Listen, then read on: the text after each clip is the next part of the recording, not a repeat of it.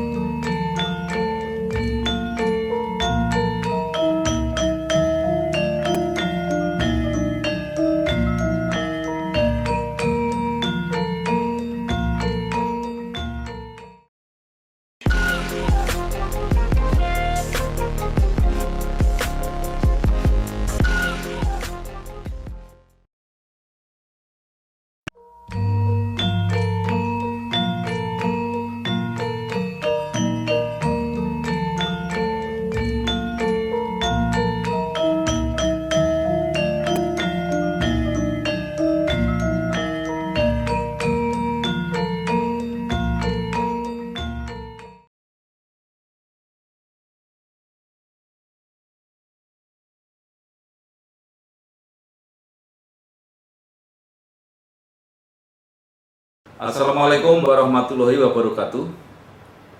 Waalaikumsalam warahmatullahi wabarakatuh. Bersama saya Bambang Sadono di channel Inspirasi Jawa Tengah.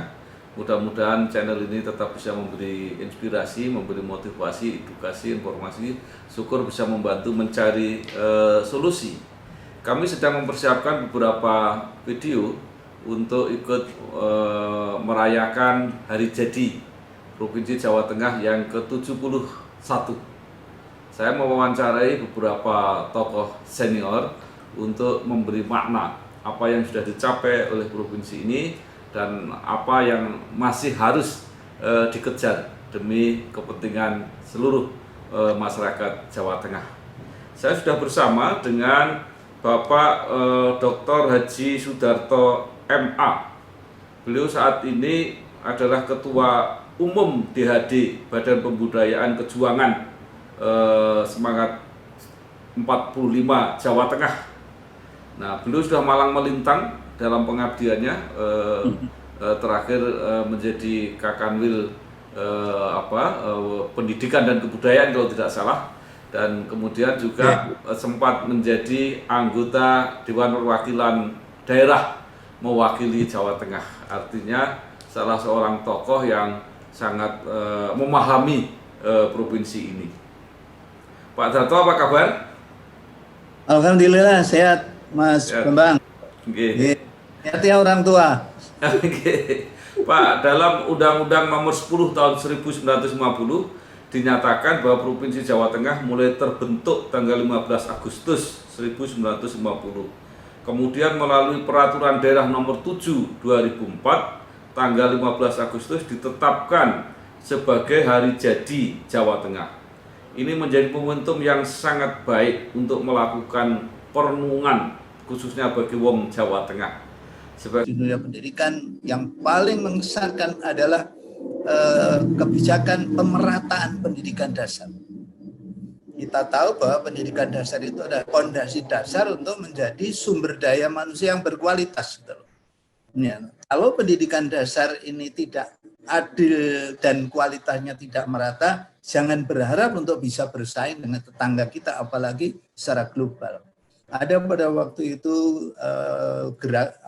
kebijakan guru Inpres, SD Inpres, dan sebagainya, dan luar biasa pada waktu itu.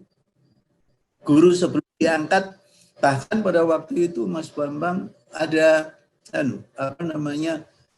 anak kelas 3 sekolah guru atas yang kemudian berubah nama menjadi sekolah pendidikan guru itu belum lulus sudah harus ikut ujian calon guru. Baru kelas 3. Ya, kuartal pertama sudah ikut lulus. Karena dibutuhkan. Ya, guru banyak yang diamankan, lalu anak-anak kelas 3 sudah belum lulus, baru tahun kuartal pertama sudah harus mengikuti tes untuk menjadi guru SD Impres. Pak, saya mengawali itu karena bagaimanapun tingkat kecerdasan masyarakat itu berawal dari situ. Mereka bukan hanya dilayani di sekolah, tapi juga di luar sekolah. Nah, di luar sekolah. Nih, meneruskan yang sudah ada, walaupun ada yang sudah bagus menjadi terabaikan juga ada, tapi secara garis besar, kebijakan pemerintah pusat yang dilaksanakan di provinsi dan di kabupaten, karena kabupaten pada waktu itu masih bagian dari provinsi, jadi perintah gubernur, perintah presiden, perintah Pak Gubernur itu sudah nggak ada yang bantah. Dan alhamdulillah pemerataan pendidikan menjadi luar biasa. Saya dulu mengalami yang namanya makan di rumah itu kan gentenan antara nasi jagung dan beras itu. Lama-lama tidak. Saya ingat Pak Sumitro pada waktu itu membawa kebijakan yang akhirnya ditetapkan oleh Presiden pada waktu itu, mengakhiri puasa bertahun-tahun karena memang mindset pemerintah Presiden berbeda. Tapi perkembangan yang luar biasa.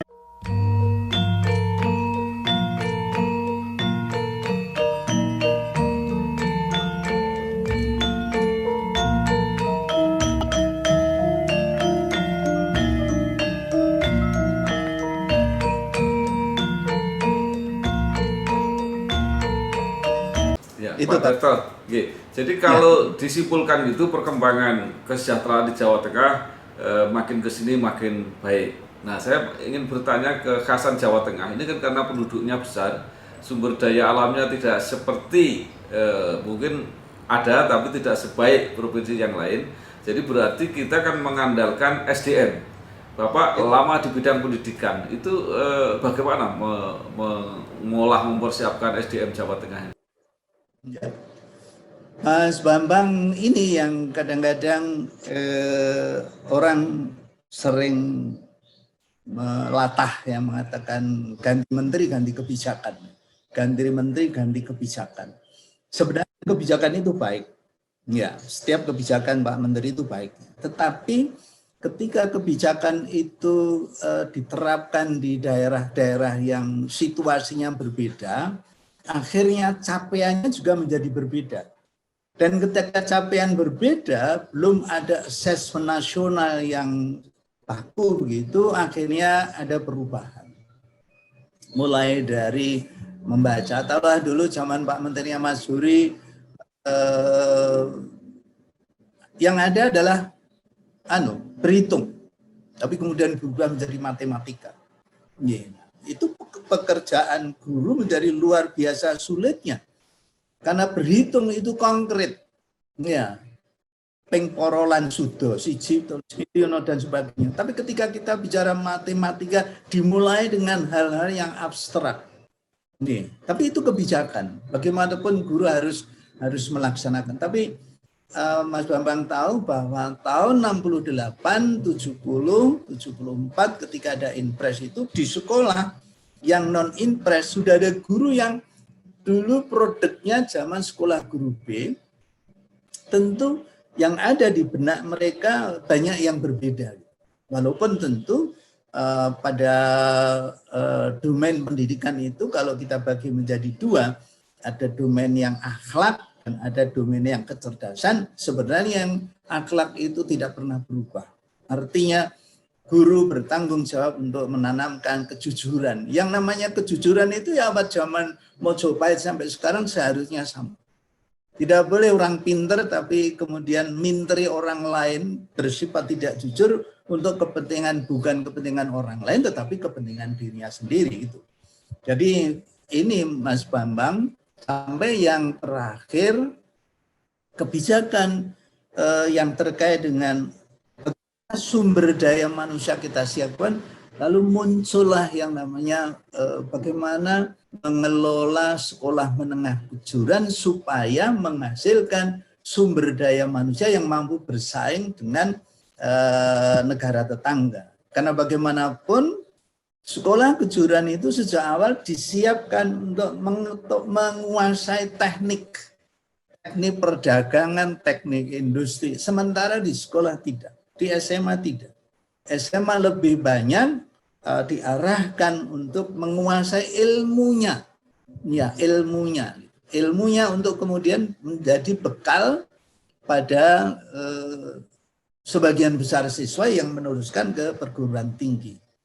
Pak Bambang, muncullah pendirian sekolah menengah kejuruan, bantuan dari Australia mendirikan sekolah menengah kejuruan komplit ya, seperti Klaten ada SMK, murni diberi utuh. You butuh berapa, ini desainnya, silakan cari tanah, tak bangun ke SMK. Seingat saya ada 5 atau 7 SMK di Jawa Tengah ini. Ya, yang standarnya walaupun belum ada standar nasional pendidikan tapi luar biasa. Kalau namanya program studi menjahit ya sudah. Rasional satu mesin jahit itu 4 orang selesai. Kalau namanya teknik mesin, satu trafo misalnya, yaitu maksimal dirubung oleh 4 orang, ngarep mburi kiri kanan, gurunya mubeng. Itu jaminan bahwa anak ini akan terampil gitu. Terampil apa? Terampil mengelola, terampil memainkan mesin, membuka mesin. Tapi ternyata kan 7 sekolah itu tidak mampu meneruskan itu ke sekolah-sekolah lain yang dibiayai oleh masyarakat. Karena memang sekolah ini tidak dibekali dengan dana untuk membantu. Cuma membantu sumber daya manusia, tapi kan terbatas. Akhirnya apa Mas Bambang? Sekolah menengah kejuruan itu produknya ternyata lebih banyak yang menganggur dibandingkan dengan sekolah menengah atas gitu. Nah, ini kan ironi sampai hari ini kebijakan yang namanya perguruan tinggi vokasi apa saja itu ketika BPS itu diminta data ternyata jumlah lowongan itu yang banyak merebut justru bukan dari sekolah menengah kejuruan. Nah, ini kan biasa gitu. Ini luar biasa sampai hari ini. Ironis. Saya selalu mengatakan ini mestinya ada perubahan.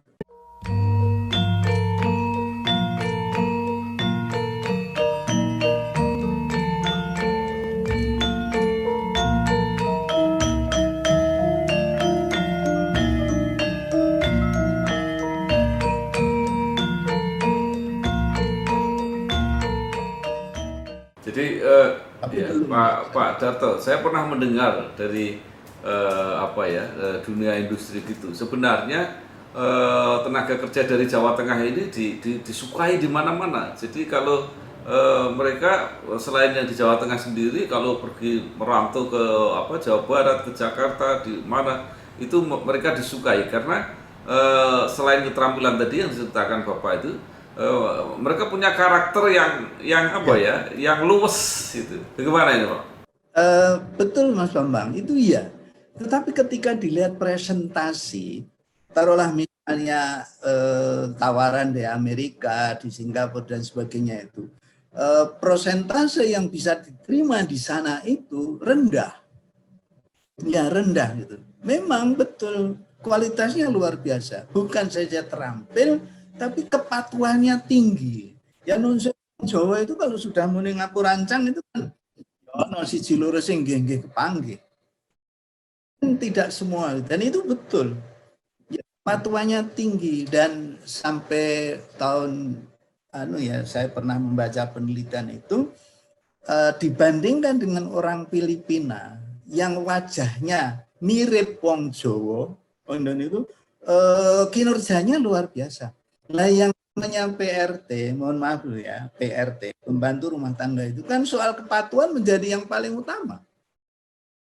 Filipina enggak, ya, diperintah tuan rumah iso bangkang bantah gitu loh. Nah, sementara Jawa enggak, jadi kepatuhannya di situ. Tapi kembali Mas Bambang, prosentase yang mampu bersaing tadi taruhlah di tingkat nasional, ya, antara lulusan SMK satu kabupaten yang lain, ketika ada rekrutmen nasional, Jawa Tengah sekolah menengah kejuruan pada umumnya kalah bersaing dengan SMA. Saya tidak tahu apa ini yang salah sistem tesnya. Tapi kalau yang namanya dinas perdagangan kan yang dibutuhkan ya orang-orang yang memiliki pengetahuan praktis di dunia perdagangan kan, apalagi yang namanya industri. Nah, itu yang sampai sekarang masih menjadi persoalan.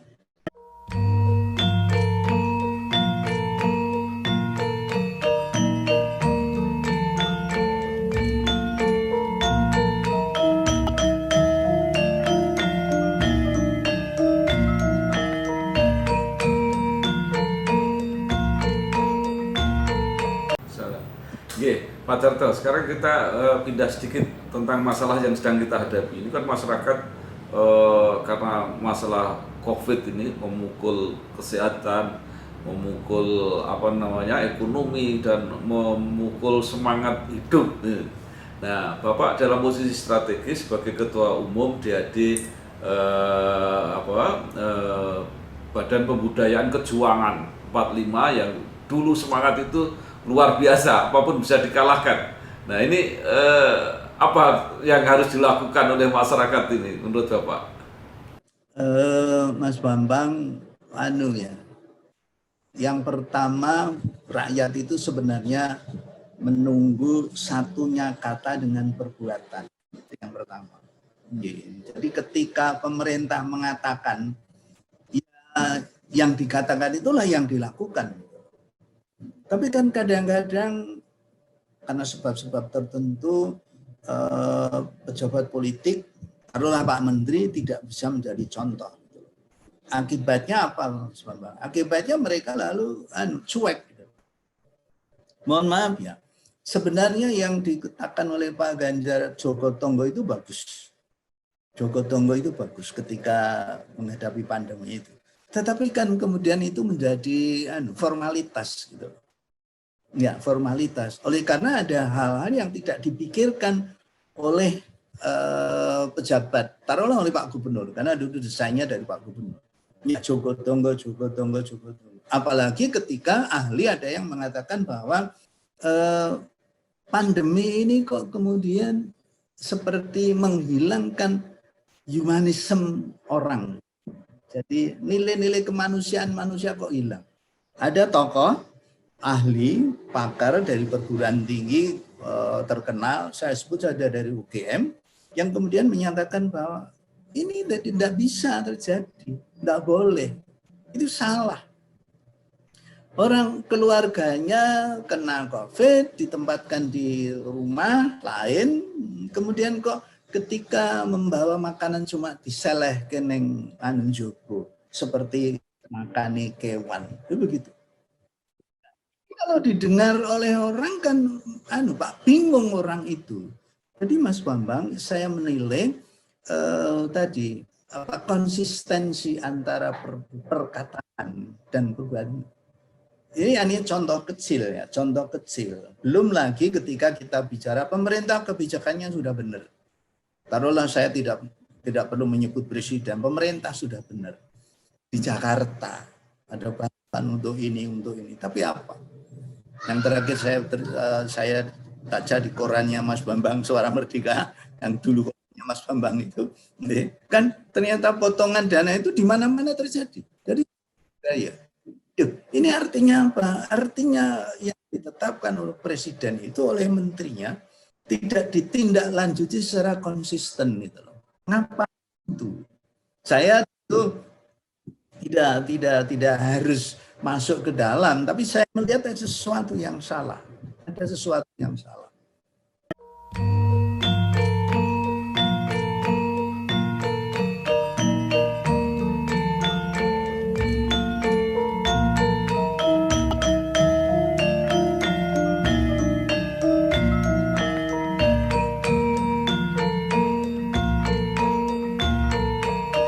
Baik, Pak Darto. Sekarang kita bicara hubungan, karena bagaimanapun pemerintah provinsi bahkan juga pemerintah kabupaten kota ini kan banyak tergantung pada pemerintah yang di Jakarta. Anggaran banyak tergantung. Nah, ini menurut Bapak apa sebenarnya yang harus masih diperjuangkan hubungan antara pemerintah-pemerintah provinsi dan pemerintah kabupaten kota ini terhadap pemerintah pusat? Ini kan banyak sekali anggaran ini yang pusat yang membuat keputusan gitu. Mas Bambang, lah ini termasuk yang saya namanya sudah otonomi daerah. Otonomi yang berbeda dengan tahun 74. Ya, teman-teman. Tapi kan ternyata prakteknya enggak gitu loh. Yang namanya otonomi daerah itu kan pusat itu membuat regulasi, standarisasi, dan supervisi kan. Iya, benak nek salah gitu. Apakah konsisten itu? Ternyata enggak. Saya ambil contoh di dunia pendidikan. Saya tidak tahu di dunia yang lain ya. Yang BOS itu setiap tahun banyak sekolah yang kemudian tersisa. Anggarannya tidak habis. Karena apa? Karena BOS itu rumusnya sama. Walaupun rumus penggunaan ini untuk sarana, ini untuk unuran pegawai, ini untuk dan sebagainya, infrastruktur dan sebagainya. Ada pedomannya itu. Ya, tetapi pedoman itu kemudian sekaligus ada rincian pelaksanaannya di dalam itu gitu loh. Jadi sekolah tidak punya kebebasan. Akhirnya saya ambil contoh, ada sekolah khususnya per murid, nih per murid ada 100. Sekarang 1 juta kalau tidak 1 tahun itu naik SMK 1.400.000. Tapi kan kondisi ketenagaannya berbeda. Ada sekolah yang jumlah guru honorernya 60%. Tapi ada sekolah yang tinggal 10%. Rumusnya sama Mas Bambang, rumusnya sama. Akhirnya sudah. Sekolah yang 10% tadi, tenaga honorer 10%, anggarannya tersisa. Dan itu tidak bisa langsung diberikan kepada tonggone sekolah yang ternyata enggak. Nah ini kan keliru gitu loh. Kalau namanya school based management, ya, itu mestinya sudahlah beri pedoman operasional, kalau melanggar ada sanksinya. Dan sanksi itu macam-macam. Ini sama dengan, mohon maaf ya, otonomi di kabupaten dan kota. Mereka banyak mengeluh. Memang ada. Tapi kemudian seolah-olah pusat itu melu operasional gitu loh. Padahal konsep otonomi kan regulasi, standarisasi. Regulasi itu bukan regulasi operasional. Tapi yang bisa diterjemahkan operasional di kabupaten kota karena kabupaten dan kota kondisinya berbeda-beda. Mas Bambang, saya kan sering pulang ke desa. Ada loh desa yang pensiunan guru itu untuk pensiunan guru golongannya 4B, guru SMP golongannya 4B itu orang miskin. Sementara sing wong tani orang entuk loh. Ketika ya saya sambil lalu aja, Pak lah Pak Lurah mboten kertos Pak. Belum mboten kertos, ngerti pokoknya kalau dibrui barang kudu dibagi. Pun barang niku jumlahnya 250, wonge nggih pun 250, jenenge pun ABCD. Kula kantun ngedum. Sampai ada yang marah-marah. Nganti kelurah iki jane gendeng itu barang itu. Nah ini Mas Bambang, kalau saya kembali konsep otonomi daerah pusat itu mengatur, selesai mengatur, bukan ikut rasionalisasi.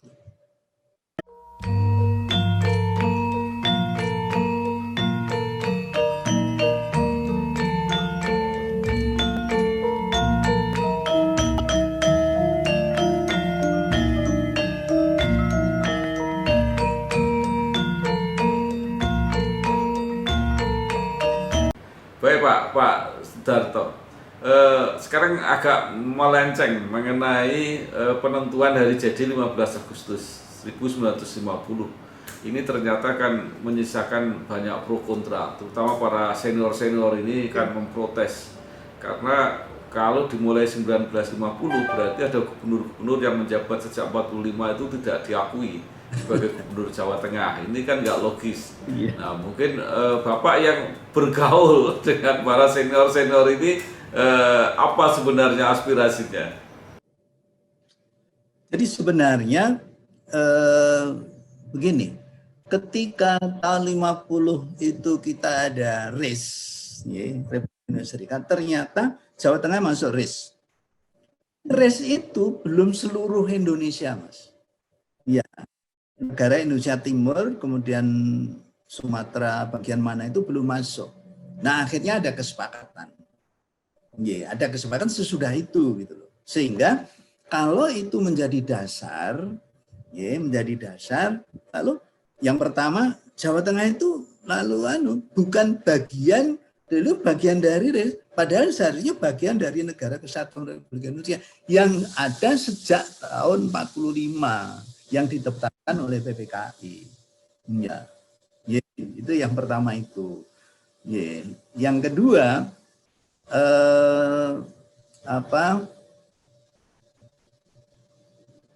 sebelum itu ada gubernur, nah itu ada gubernur, orang diakoni. Iya, sebelum itu, wong udah ada kok. Iya, tahun 45 itu sudah ada. Jawa Tengah itu pemerintahan, Simpang Lima ada perang itu juga sudah ikut terlibat di dalamnya. Kok kemudian tidak diakui? Nah, lalu yang ketiga, ada kabupaten kota daerah Solo itu yang kemudian ya legalitasnya menjadi tidak ada gitu. Tidak ada kalau itu diakui tahun 1950. Nih. Nah ini Mas Bambang, bagaimanapun itu sudah keputusan politik. Nih. Mas Bambang tahu, Mas Bambang juga ikut memfasilitasi ketika kita ngomong dengan Pak Sri, ngomong dengan zaman Pak Mardianto, kemudian Pak Kirno memfasilitasi saya ketemu dengan teman-teman di DPR, seolah-olah kalau gubernur yang sekarang ini mencoba melakukan tindakan yang berkaitan dengan perubahan itu dianggap itu bukan tanggung jawab saya, ya bukan saya yang menetapkan. Nah ini yang menurut saya harus ada cara gitu, dan saya sebenarnya mau memulai dari DPR, Mas. Mulai dari DPR. Tapi kan kemudian kondisinya seperti ini, dan Nunjawu, kami ini maaf loh ya, kami ini harus hati-hati dengan Pak Gubernur.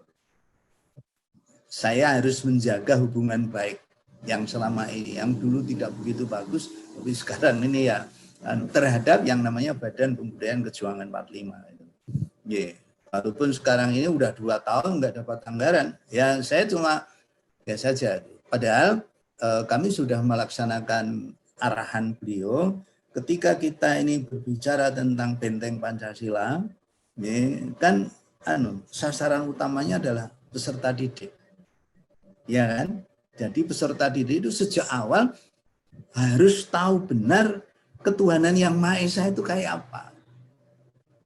Aktualisasinya sehari-hari, neng sekolah, neng omah, neng itu kayak apa.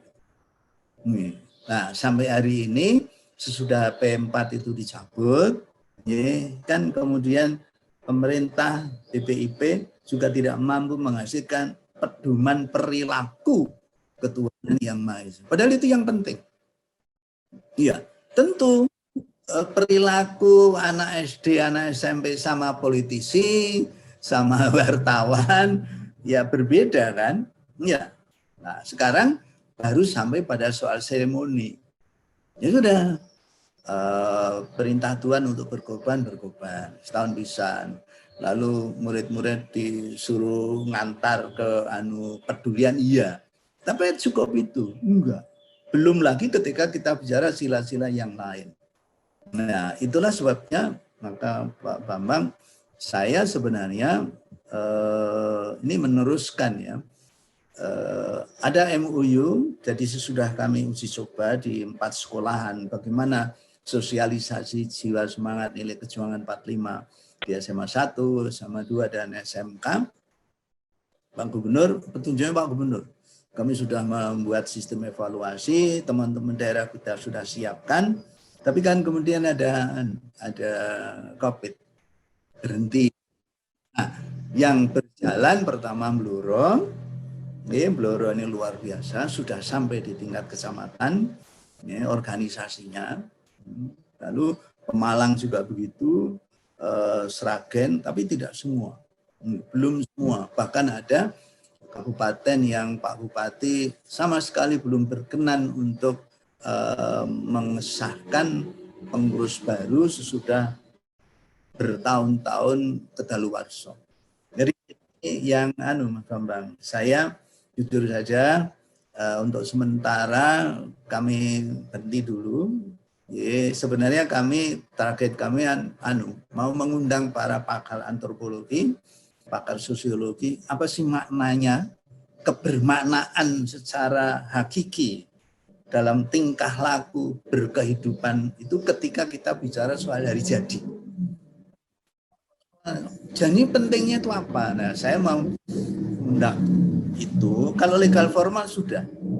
Dulu Kesbangpol sudah mengadakan berdasarkan disposisinya Pak Gubernur, Pak Ganjar, sudah diadakan antara ahli antropologi, sejarawan UNES, kemudian UNS, mereka berbicara dan mengatakan bahwa hari jadi harus sesuai dengan fakta. Ya, nah, tapi kami gitu, Bambang.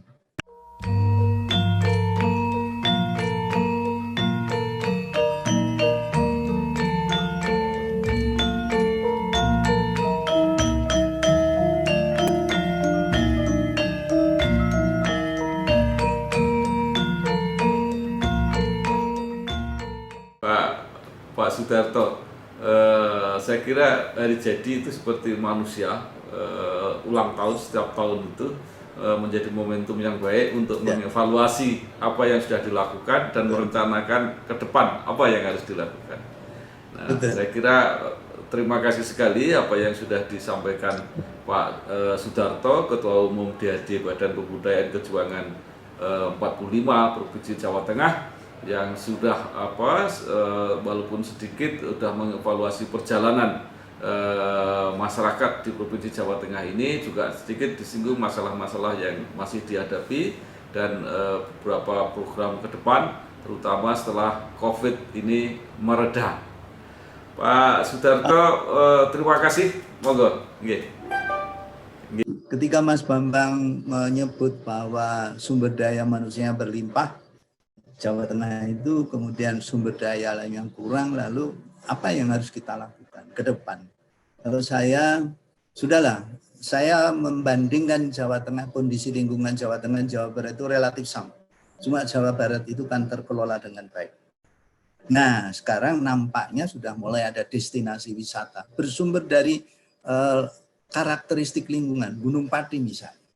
Nah, ini yang mestinya digerakkan gitu. Digerakkan oleh siapa? Oleh penguasa kabupaten dan kota. Pak Gubernur memberikan kebijakan. Lalu yang terakhir, Mas Bambang, konsep pendidikan vokasi harus betul-betul berubah.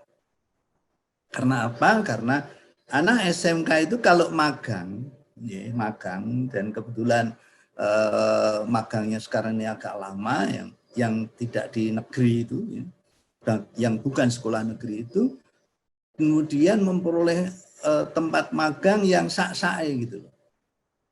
Lalu ketika pada satu saat kita monitoring, anak itu selama 3 bulan itu diberi pekerjaan yang sama sekali tidak ada hubungannya dengan prodinya. Prodinya akuntansi, selama 3 bulan cuma disuruh jogo tamu, nanda tangan tamu ki sapa arep nang opo. Ya, ketika saya tanya kepada ini kebetulan penyelenggara Travel Bureau, saya katakan, loh, sampean kok ngono iki piye? Kalau ini saya beri pekerjaan yang sesuai dengan tugas pokok kami, produktivitas kami kan menurun. Ya kan? Nah, apalagi kalau bekerja di industri. Taruhlah misalnya di industri pabrik tenun. Ya, atau mungkin di bengkel. Kalau anak ini harus diberi pekerjaan yang sesuai dengan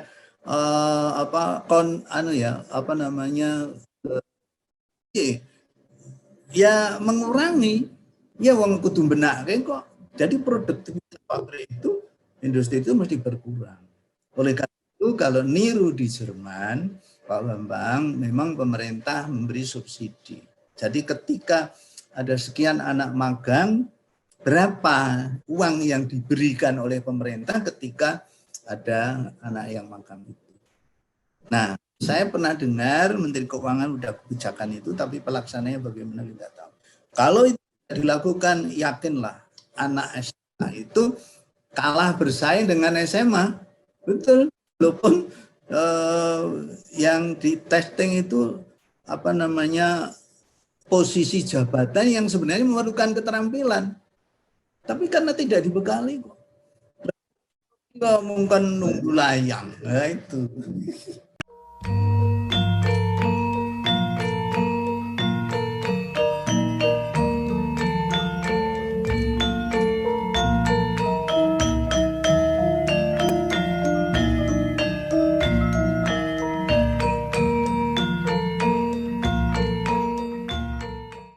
Pak Sidarto sudah menunjukkan inilah pentingnya ya momentum ulang tahun itu untuk mendengar orang-orang yang punya banyak pengalaman, mungkin ada kebijakan-kebijakan yang perlu dikoreksi dan sebagainya. Sekali lagi terima kasih Bapak Dr. Haji Sudarto MA, Ketua Umum DAD Badan Pembudayaan Kejuangan 45 Provinsi Jawa Tengah. Mudah-mudahan terus memberi semangat, memberi inspirasi pada kita semua. Matur nuwun. Wassalamualaikum warahmatullahi wabarakatuh. Waalaikumsalam warahmatullahi wabarakatuh. Bambang, matur nuwun. Matur nuwun.